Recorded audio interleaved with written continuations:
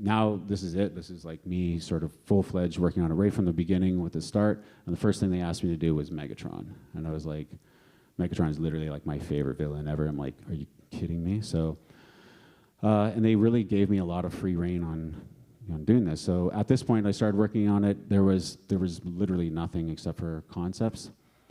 But let's just sort of go through the process that I did. This is like me working out on Industrial Light and Magic, and you're presented with Josh Nietzsche's very cool Megatron concept, and this is how this is what we're given.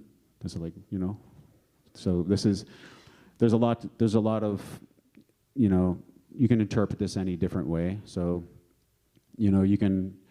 this could be stick with white edges. You can kind of interpret it how you want as a texture artist, but I pretty much knew this is a suit of armor. It's going to be pretty much steel, right? And obviously it's Megatron, you want him to be steel. So we take that, and this is like Hot Rod. We were given the concept for Hot Rod. We had to change some of him, and he went through a lot of different variations. Like this is actually, I think he ended up looking really cool in terms of design, because he could have been really bad. At first, he was called Sidekick for a long time. It was just going to be called Sidekick. I'm like, oh, that doesn't work. And then also we have Hot Rod, World War II Hot Rod. You don't really get to see him much in the movie, which is too bad, because he was super, super cool. And I think he's obviously got some tank treads and stuff like that. So it was like, all right, I want to see what he looks like as a machine.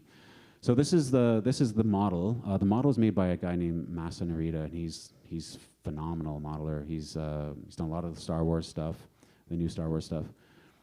Brilliant modeler in real life too, like just making his own personal models. Like fantastic sculptor. And he went and modeled absolutely all of these pieces. Like you can't even fathom how many pieces there are. Like, and all of them have to be unwrapped, which is it's a UV process. So for these things to receive textures, you have to sort of unwrap it. I kind of explain it like, if you want to texture like a cereal box, you would unfold that whole cereal box so it laid flat, and you get all 6 sides facing you, and then you can texture all the different sides. Well, each of these pieces all have to be figured out. It's kind of like a puzzle.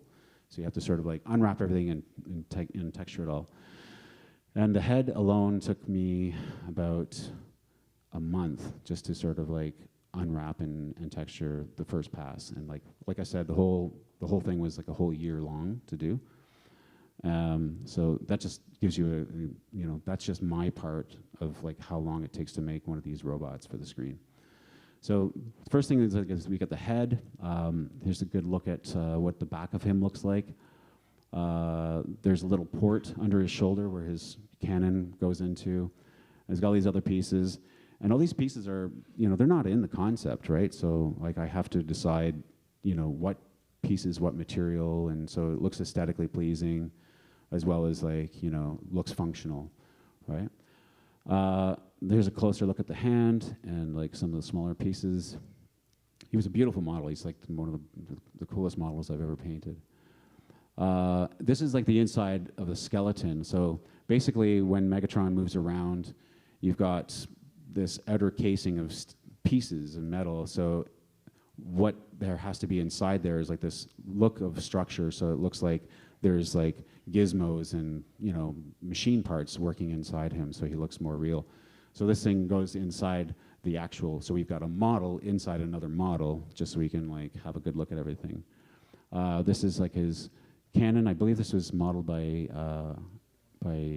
Andrew Hodgson, who also did some of Hot Rod.